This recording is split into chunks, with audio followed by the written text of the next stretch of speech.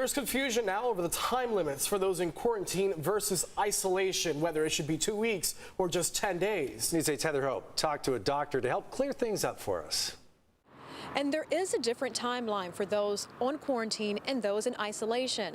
I have a cousin in both, one in quarantine and one in isolation, and a doctor breaks down those time limits. I worry, like, am I going to start having those symptoms they talk about? At home, my cousin Elaine Cooper in Los Angeles has been in quarantine while her son Marc in college is also home but in isolation with COVID and the flu. Right now I'm in a different room with the door closed, but again, I know particles can travel, so it's a question of, is it inevitable or are there good things you can do? Doctors say those who are infected need to isolate in a separate room at home, while those exposed should quarantine and stay home and avoid contact with others.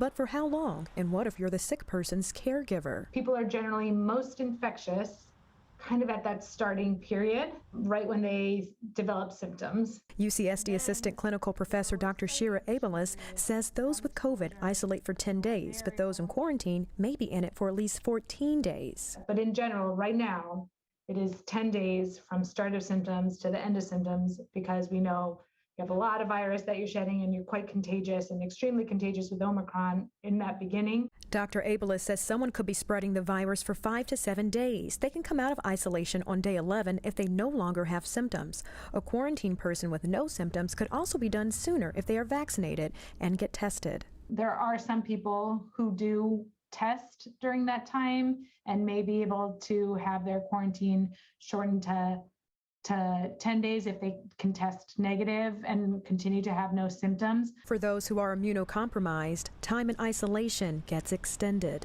For people who are very immune compromised, that window may be made longer because their body can't necessarily build that immune system to control the virus as quickly. Elaine says her son should be out of isolation on Christmas Day. Just looking forward to him being healthy and that we can kind of return to our normal routine. Heather Hope, News 8.